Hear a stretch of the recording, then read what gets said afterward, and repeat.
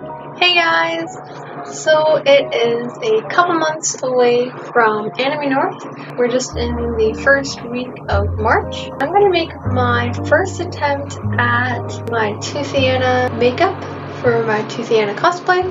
I don't usually wear makeup on a day-to-day basis. I usually only wear it for like special occasions, or in this case, cosplay. So I wouldn't necessarily follow the same steps as most people, but we're going to give it a go.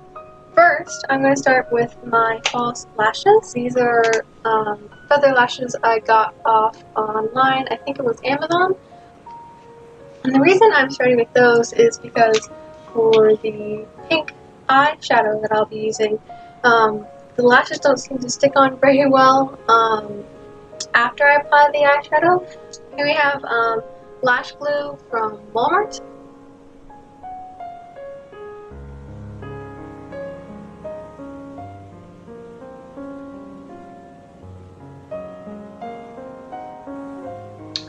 So with the eyelash glue, less is definitely more. So here's what they are like on. So this mascara is from Maybelline. It's the Purple Mascara in Black Cherry. I'm going to go on ahead and apply that to my real lashes. So on this eye I have applied the colored mascara, and this eye is without.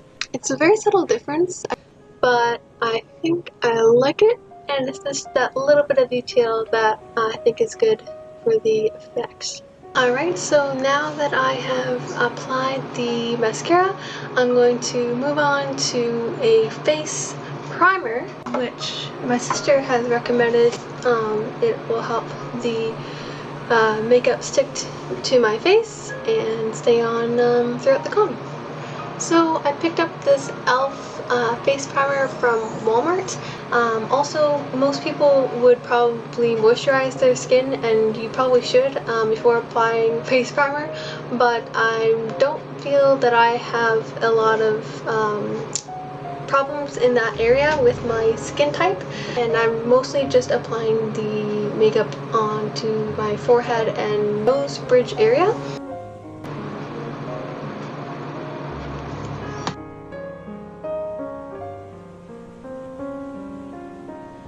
I'm also going to be doing the method of applying glue to my eyebrows to conceal them, because Tooth doesn't appear to have eyebrows which show. Although I won't be doing that in this video, I'm going to go in and edit in that step, just because I don't have baby powder, which I will need to eliminate the stickiness of the glue on my eyebrows before applying any product. I'm back with baby powder. So I'm going to show you the eyebrow gluing step. Here we have our very official glue stick. I'm just going to apply that to my eyebrows, and I'm going to go back in the opposite direction to really get the glue in between my brow hairs, and back over again. Next is the baby powder to get rid of the stickiness. So we have it on our brush here. I'm just using baby powder because it's very basic and it's non-pigmented. So the next step would be to apply the Snazaroo. I will start with the white stick of Snazaroo, and then from here I would continue with the Snazaroo color and just making sure that it's all smoothed out and blended to conceal my brows. I've applied it to every area I think I'm going to be using today. So, for the face makeup, I have Snazaroo. It's like kind of aqua blue. I also bought some sponges from the dollar store, which I'll be using. These are also from the dollar store. I'm probably primarily going to be using this sponge applicator.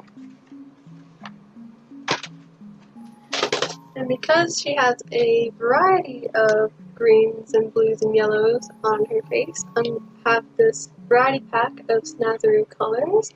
Got red, blue, white, green, yellow, and black. Probably going to be using these in the middle. Won't really need the black or the red as much. And then for the eyeshadow, I have this hard candy palette that I bought from Walmart, and I'm going to be using this shade. It's hard to tell with this quality, but it's the bright pink. Because my camera quality is not the best, I'm going to be editing in some shots of the final look with my good quality camera to give you guys a better look at what it actually appears to be at the end.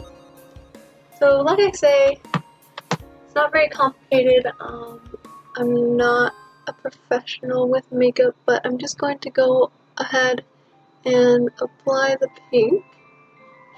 I'm just going to apply it generously on my eyelid.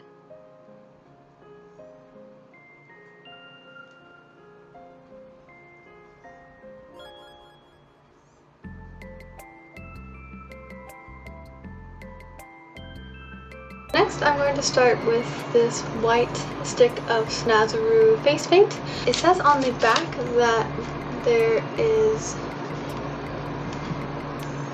no need for water for these face paint sticks, so I'm just going to go ahead and apply it straight on to act as a base for the color.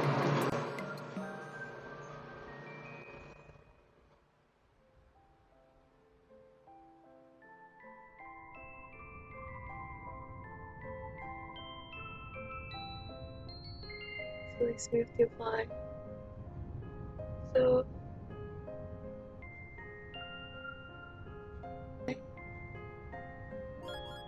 some of the